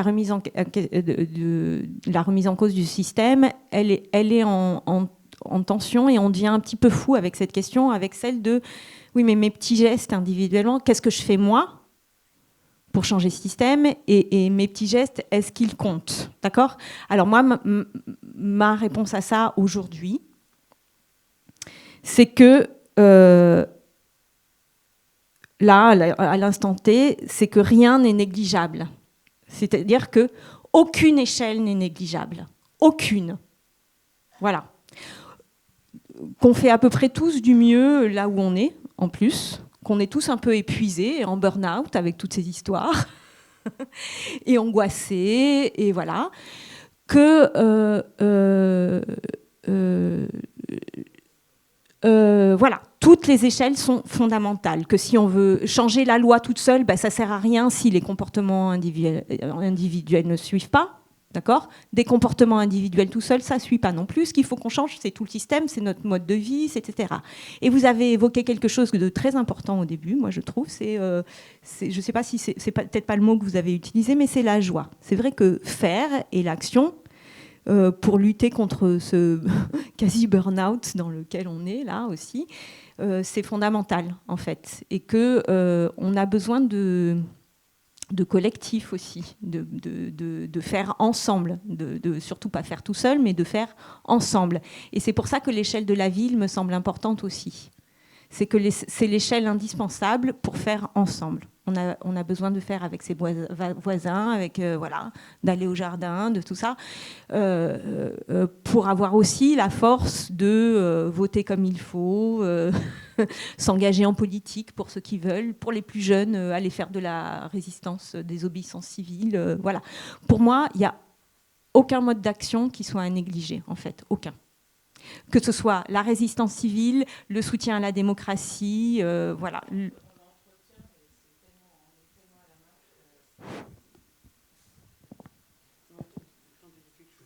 Oui, pardon.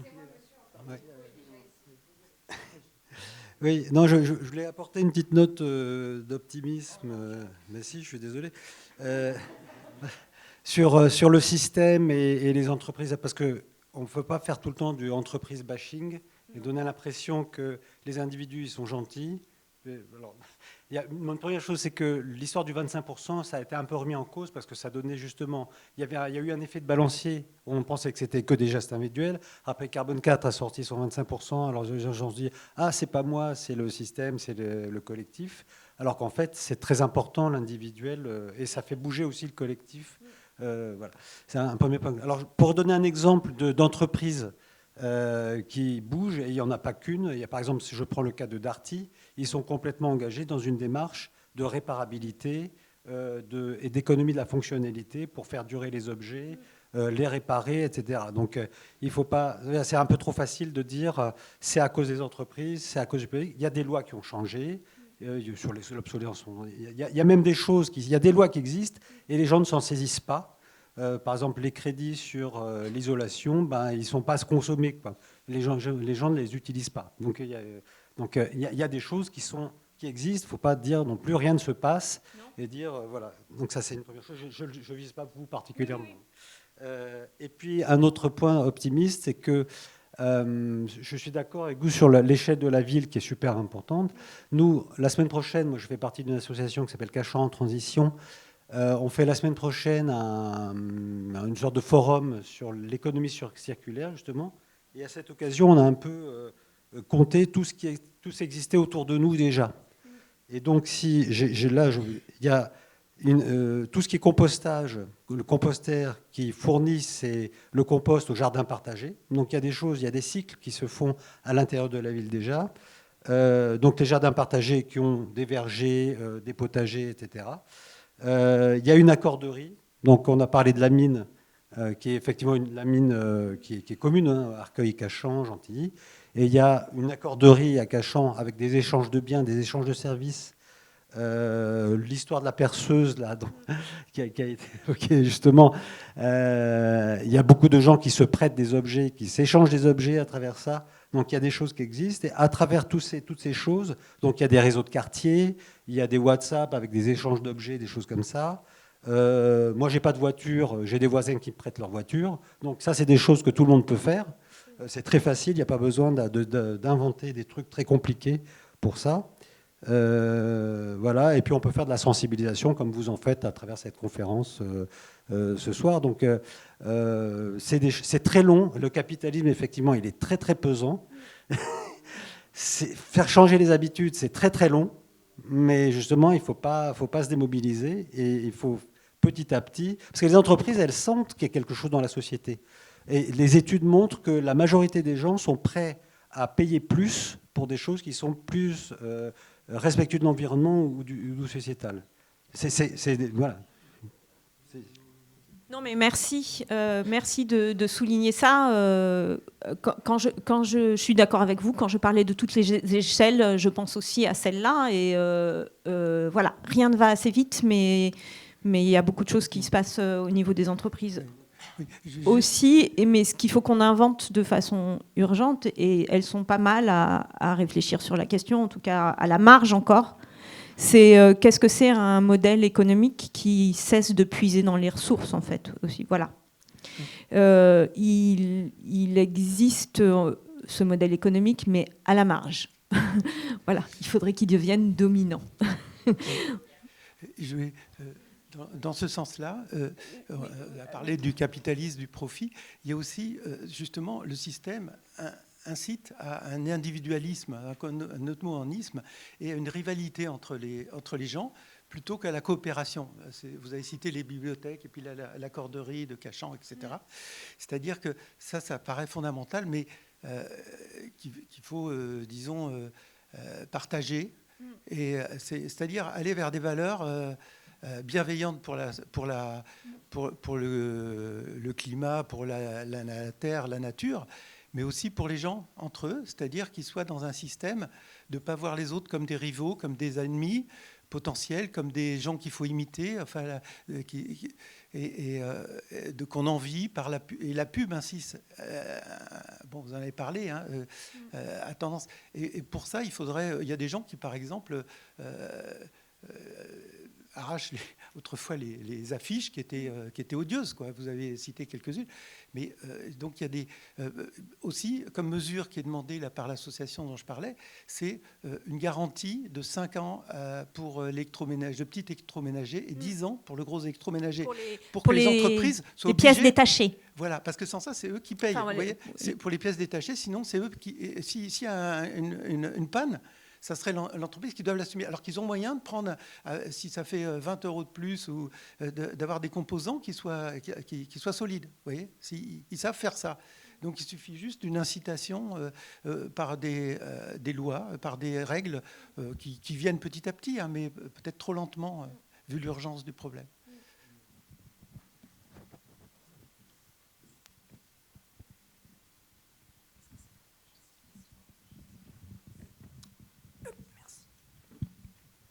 Oui, alors moi je voulais continuer pour positiver un peu. Je pense que ce qui est aussi très important, c'est l'éducation. Et que donc, je pense que toutes les personnes qui prennent des initiatives, qui feront partie de toutes les associations qui existent, les ONG, etc., ces gens-là, ils éduquent leurs enfants dans ce sens-là. Voilà. Et donc, je pense que moi, je fais partie des gens qui sont un peu désespérés par la situation, effectivement, de la planète. Mais je garde un peu d'espoir là-dessus, quoi. Je me dis, effectivement, l'éducation, c'est quand même quelque chose qui a toujours fait progresser le monde. Et voilà, moi, j'ai un petit peu d'espoir là-dessus.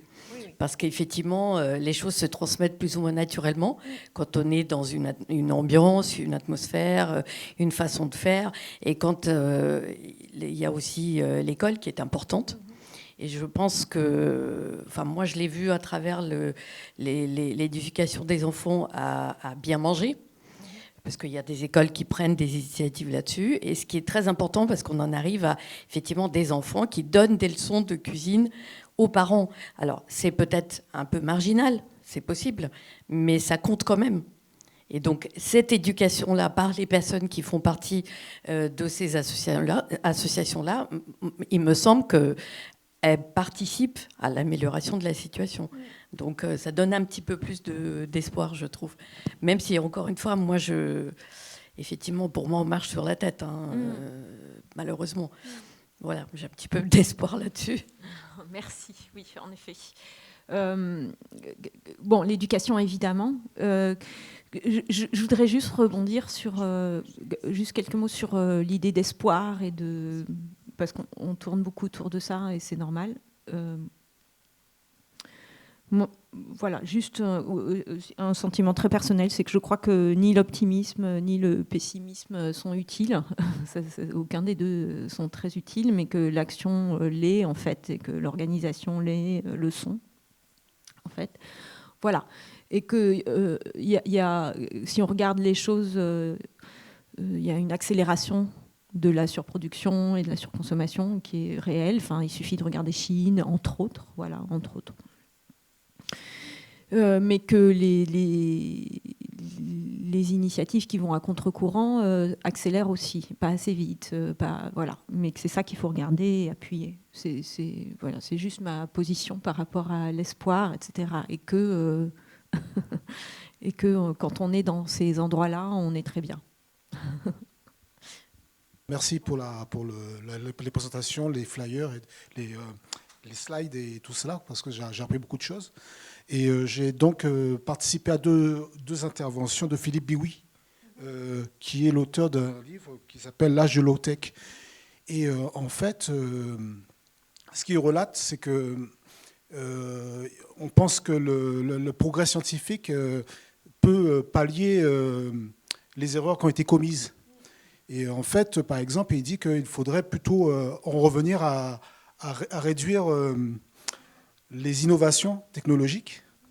Par exemple, l'impression de vitesse, par exemple, avec une voiture, peut être compensée par... on peut compenser le nombre de chevaux de la voiture en rabaissant le châssis. Plus on est très bas, plus on a une sensation de vitesse. Ainsi, c'est pour ça qu'il existe des clubs de karting. Voilà. Et par exemple, il dit que... c'est resté dans ma tête. Par exemple, le chauffage des appartements ou des bâtiments. Et peut-être qu'il faudrait penser un peu à avoir plutôt des vêtements qui isolent du froid et ne pas consommer trop d'énergie pour chauffer une pièce. Donc en fait, je me dis, mais est-ce que c'est dans le tempérament humain d'être dans le renoncement ? Est-ce que l'humain n'a pas envie de... Oui, ce que vous avez expliqué, la dopamine, c'est-à-dire acquérir des choses, c'est son moteur, et le renoncement, c'est quelque chose de terrible pour lui, pour l'humain, quoi. Donc je me pose la question. Alors ça, c'est une question à la fois biologique et philosophique, celle du renoncement, mais qui est aussi étudiée par pas mal de penseurs liés à l'écologie aujourd'hui. Mais je vous remercie beaucoup de parler de l'hélotech, parce que c'est un mouvement absolument passionnant, que je suis un peu pour un magazine qui s'appelle Oui Demain, dans lequel j'ai une chronique de tous les trimestres sur l'hélotech. Donc je suis un peu l'actu de tous ces gens-là. Et low-tech, c'est donc l'inverse de high-tech. C'est toutes ces technologies qui sont faites avec 3 fois rien. Et c'est passionnant parce que alors là aussi, on est parti d'une échelle très individuelle avec des gens qui font des fours solaires, des marmites norvégiennes, tous ces objets qui permettent de consommer beaucoup moins d'énergie, d'être fabriqués avec 3 fois rien, et ce qu'on a autour de soi, d'être réparables. C'est ça le principe des low-tech. Et ils sont vraiment en train d'abord, il y a de plus en plus d'acteurs dans ce secteur-là, et ils sont en train de réfléchir à comment les utiliser dans les entreprises, et d'expérimenter ça dans les entreprises. J'ai interviewé il n'y a pas très longtemps quelqu'un qui avait revu toute l'organisation du travail d'une scierie, par exemple, pour qu'elle arrive qui fonctionnait à l'énergie solaire. Mais le problème, c'est que l'énergie solaire, elle est intermittente. Donc toute la réflexion, qui était complètement dans le mouvement low-tech, venait à réorganiser le temps de travail de l'entreprise pour l'adapter au moment où il y avait le plus d'énergie, et donc pour baisser la facture d'énergie. Enfin, c'est plein de choses comme ça, les low-tech, qui sont absolument passionnantes et qui sont en train de s'organiser en mouvement. Je ne sais pas si vous avez entendu parler de Corentin de Châtelperron, qui est un jeune homme qui fait le tour du monde des low-tech depuis une dizaine d'années, sur un bateau qui s'appelle le Nomade des mers. Et puis il a fait une biosphère dans le désert au Mexique pour tester plein de low-tech et un mode de vie low-tech. Et puis pendant 3 mois cet été, ou jusqu'à l'automne, il s'est installé à Boulogne pour tester les low-tech, un mode de vie low-tech en ville. Et qu'est-ce que ça donnerait? Et lui, sa conception, c'est de vivre de créer un écosystème, en fait. En synergie avec des champignons. En fait, il fait pousser des champignons, il a des toilettes qui fonctionnent avec des mouches, mais il s'est aussi associé, enfin, c'est une réflexion très aboutie, en fait. C'est pas juste une succession de petits trucs comme ça. Il s'est associé avec des gens du coin qui cultivaient ces mouches pour les toilettes. Enfin, je vous le fais rapidement, mais en fait, ça allait assez loin, et c'est vraiment une expérience passionnante. Donc les low-tech, c'est un mouvement très réjouissant. Puisqu'on parlait pour nous remonter un peu le moral, et qui grandit doucement, qui est encore très très marginal évidemment, mais qui grandit très vite, et qui réfléchit au changement d'échelle beaucoup aussi, à comment on fait pour passer parce que ça existe vraiment et ça s'est diffusé beaucoup à un niveau individuel, comment je fais chez moi, et à la campagne. Et la nouveauté apportée par Corentin de Châtelperron, entre autres, c'est comment je fais pour les adapter à la ville aussi. Voilà. Et c'est vraiment très intéressant.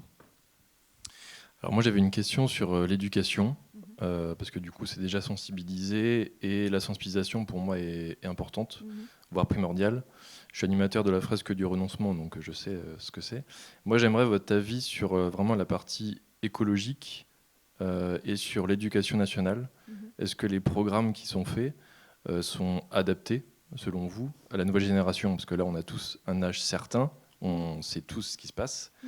Et ça va être la nouvelle génération qui va être au niveau des écrans, etc., qui va devoir rattraper nos erreurs.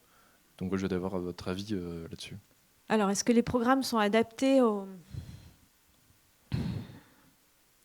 Alors, je vais vous faire une confidence. Depuis septembre 2023, je continue mon travail de journaliste à la marge. Mais, enfin, je continue à faire un livre, quelques articles. Mais je suis instite dans le 9-3, en Seine-Saint-Denis. Je vais arrêter sans doute à la fin de l'année pour reprendre à temps plein mon travail de journaliste. Mais, donc, je connais les programmes du primaire, bien. Beaucoup moins ceux du collège et du lycée. Il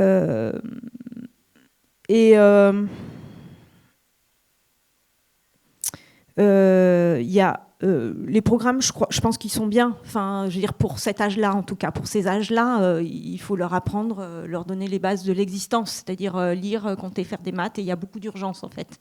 Elles ne sont pas seulement sur les apprentissages de l'écologie, il y a énormément d'urgences partout. En revanche, il y a quelque chose qui me paraît absolument anti-colo, et qui est urgentissime, c'est les écrans, en fait. Et ça concerne pas les programmes, ça concerne l'ensemble de la société. C'est-à-dire que les enfants jeunes, les plus jeunes, pour certaines, disons, je dirais, classes sociales, parce que je pense que dans certaines classes sociales, on épargne les plus jeunes des écrans, et puis on est débordé à l'adolescence, comme voilà, enfin, en tant que parent, je veux dire.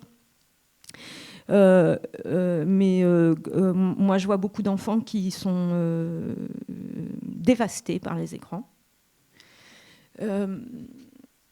Et pour moi, ça, à l'école, c'est l'urgence numéro 1. Voilà. Et c'est pas seulement à l'école, c'est une question qui concerne l'ensemble de la société. C'est qu'est-ce qu'on fait avec ça. Et c'est complètement lié à la consommation, puisqu'on les soumet à des tentations en permanence. Enfin, je veux dire, TikTok, tout ça. Ça n'est que de l'encouragement à l'achat, les influenceurs, ça n'est que ça. Et à désirer un monde d'abondance, de machin, où on achète en quelques clics. Voilà, c'est ça qu'on leur offre. Et ça, c'est la responsabilité de l'école, parce que ça passe par l'éducation, mais pas seulement. C'est la responsabilité des parents, et c'est une responsabilité politique aussi, qui n'est pas du tout prise en charge par le politique pour l'instant. Absolument pas. C'est-à-dire que l'éducation nationale ne s'en occupe pas, mais même, pour moi, c'est une question pour le ministère de la Santé, c'est une question pour tout le monde, parce que ça agit sur la santé mentale de nos enfants aussi. Voilà. Et c'est complètement lié à la question de la consommation, de la surproduction et de la consommation, hein, parce que qui produit ces appareils et nous impose des normes et veut nous en vendre de plus en plus et nous vendre de plus en plus de pubs, c'est des sociétés. Enfin bon, bref, tout ça est un système. Donc pour moi, dans l'éducation nationale, la sonnette d'alarme à tirer, c'est celle-là.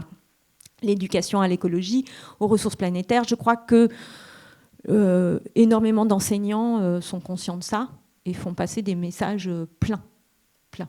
Voilà. Au travers de leur travail, les profs d'histoire, de géographie, de français, je pense qu'il y en a beaucoup qui font le job, en fait. Au-delà les programmes sont sans doute insuffisants. Il faudrait sans doute changer les programmes, mais je pense que beaucoup d'étudiants font le job et leurs priorités sont nombreuses.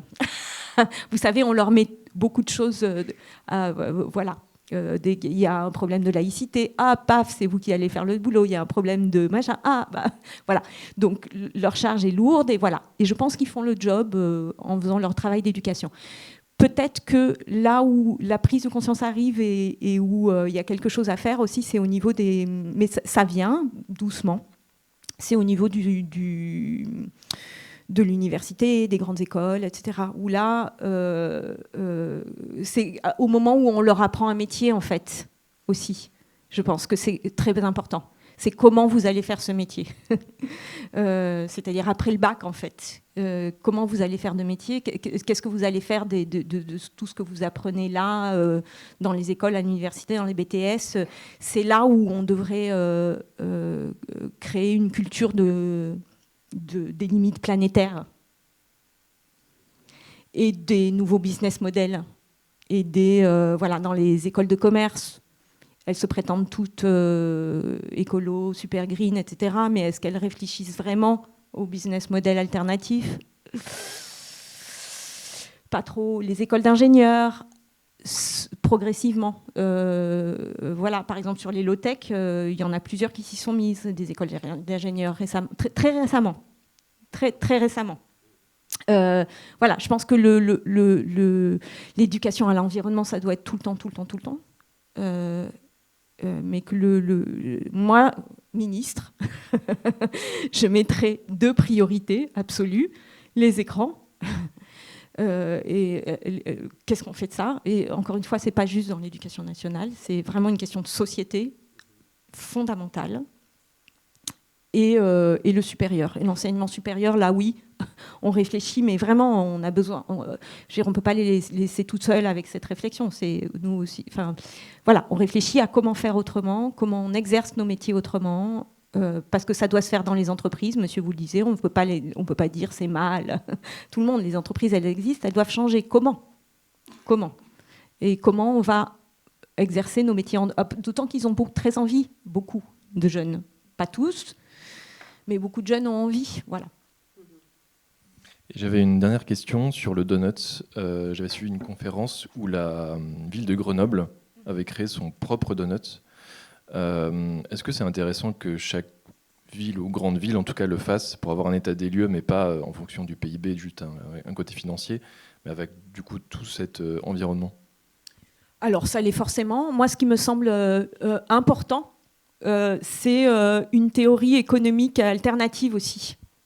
Parce qu'on vit dans des dogmes économiques qui sont ceux du PIB, de la croissance, et c'est ceux qui dominent. Pourtant, il y a plein de... Je vous ai donné un exemple de chercheuses en économie qui proposent autre chose, mais il y en a d'autres, en fait.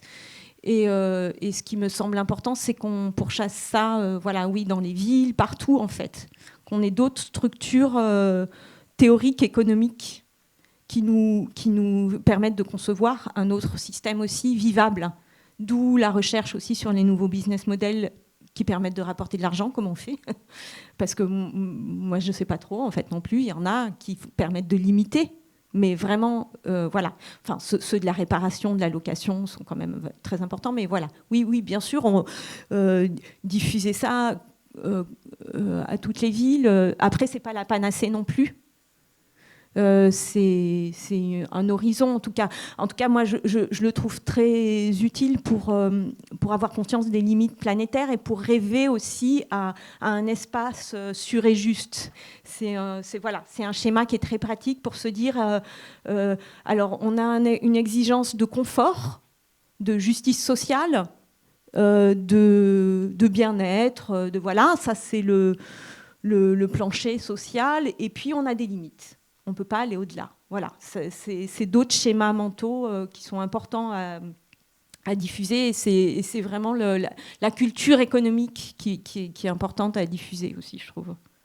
Une nouvelle, celle d'un tas d'économistes, enfin non, ils ne sont pas un tas, mais de pas mal d'économistes qui proposent autre chose, qui nous proposent d'autres schémas de pensée. Et du coup, en parlant de limites, est-ce que vous parlez dans votre livre des points de bascule aussi? Ou c'est trop technique pour... J'avais pas la place de tout dire, mais voilà.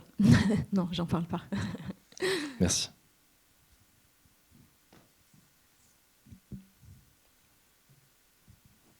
Moi, j'aimais beaucoup la question sur le philosophique sur le renoncement. Vous l'avez pas. Finalement, c'est un vrai débat. Je vous attendais. Ah bon? Ça va pas. Allez-y. Non, je blague. Non.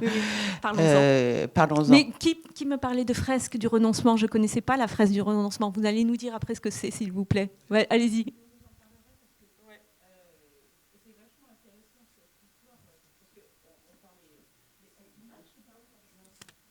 Non, je ne crois pas, il ne marche pas là.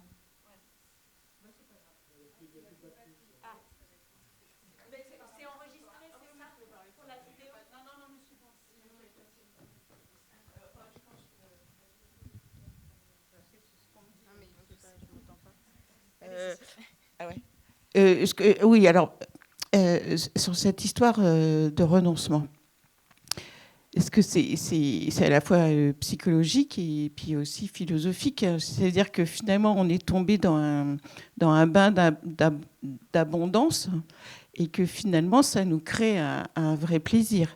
Pourquoi est-ce qu'on a besoin de ce plaisir? L'hypothèse que je fais, c'est que on est dans une société très anxiogène et avec, on peut dire, quand même beaucoup de souffrance et d'incertitude. On est vraiment dans une période d'incertitude, là, en ce moment, même politique, on ne sait pas où est-ce qu'on va, là. Donc, effectivement, il faut qu'on crée des zones de plaisir et de compensation. Moi, je l'observe rien que tout bêtement chez moi, c'est-à-dire que quand je suis angoissée, effectivement, je vais aller sur un écran et ça m'apaise. Hein. Je fais des jeux, pareil, que le premier me jette la pierre. C'est vrai que c'est quelque chose on a besoin de finalement, on a trouvé ces systèmes pour s'apaiser. Et la consommation et la surconsommation en fait partie aussi.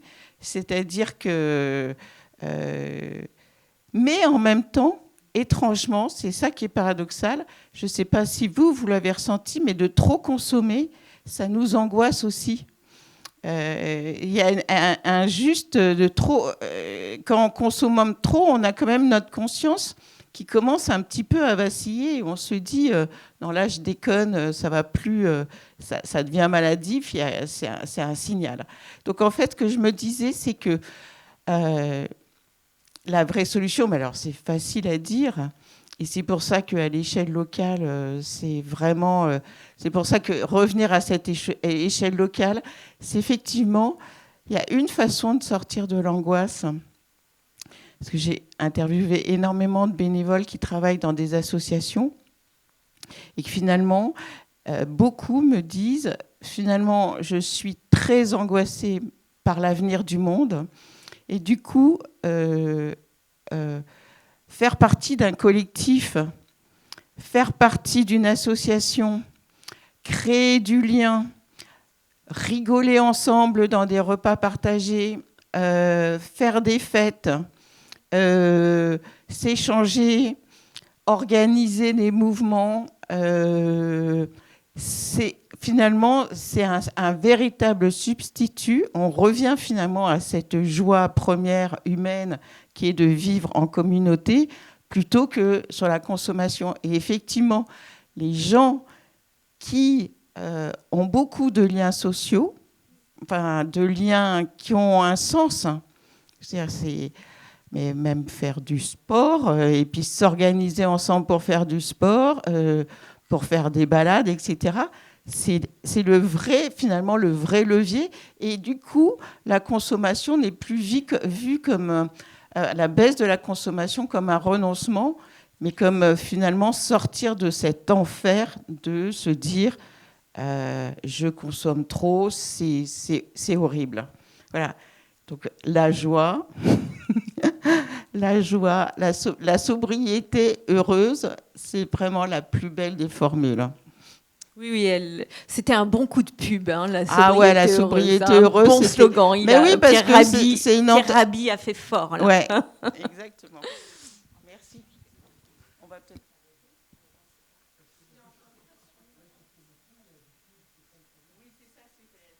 Bon alors, où est-ce qu'on peut suivre, juste peut-être pour finir, où est-ce qu'on peut suivre les fresques du renoncement? Ça m'intéresse, moi. C'est quoi? C'est une bonne conclusion, moi je trouve, la fresque du renoncement. Alors expliquer, ceux qui ont déjà fait la fresque du climat vont déjà un peu avoir cette sensibilité-là. Pour ceux qui ne connaissent pas, c'est un atelier sur 3 heures. C'est le typique de la fresque. Sauf que nous, on va vous apprendre une méthodologie. Il n'y aura pas de jeu de cartes. Et en fait, c'est vous qui êtes la matière grise. Nous, on est là en tant qu'animateur, facilitateur. Et en fait, ça va se dérouler en 3 étapes. Le but, c'est de d'abord trouver le sujet. Ensuite, de le déconstruire comme un peu une tarte aux pommes, de voir comment le sujet est construit. De faire ensuite une carte que vous avez montrée, par exemple, pour le jean. Ça, c'est parfait. Pour se rendre compte qu'en fait, l'objet qu'on a dans la main ou qu'on porte, en fait, il a fait des milliers et des milliers de kilomètres. Et ensuite, la dernière étape, qui est la plus intéressante et la plus sensible, c'est les attachements. En fait, on est attaché à quelque chose, que ce soit au niveau des vêtements, du téléphone, etc., que ce soit attachement social, sociétal, au niveau religieux, etc. Il y a vraiment des attachements forts. Et ensuite, à la fin de ça, on débat sur qu'est-ce qu'on supprime, qu'est-ce qu'on garde, qu'est-ce qu'on modifie et qu'est-ce qu'on ajoute. Donc en fait, le renoncement, c'est pas juste abandonner quelque chose, le mettre de côté. C'est beaucoup plus complexe que ça, parce qu'il y a la dimension d'attachement. Et donc on ne peut pas renoncer du jour au lendemain. Si je prends l'exemple de la cigarette, c'est très compliqué. Voilà. Et je m'arrêterai là pour la pub. Okay. Eh bien, merci beaucoup.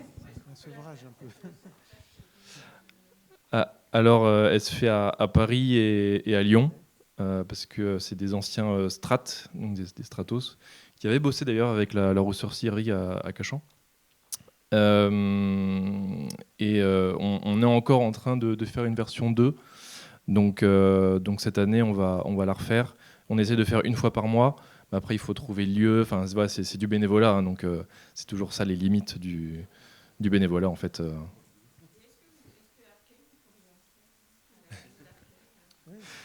Faut que je vois avec les responsables, mais avec plaisir, oui, avec plaisir.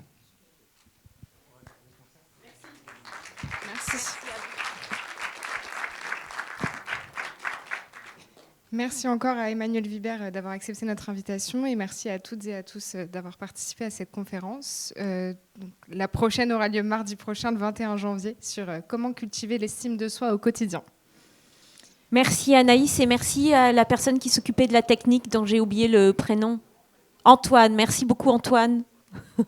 Et merci à tous et toutes, vraiment, merci beaucoup pour les échanges. Merci.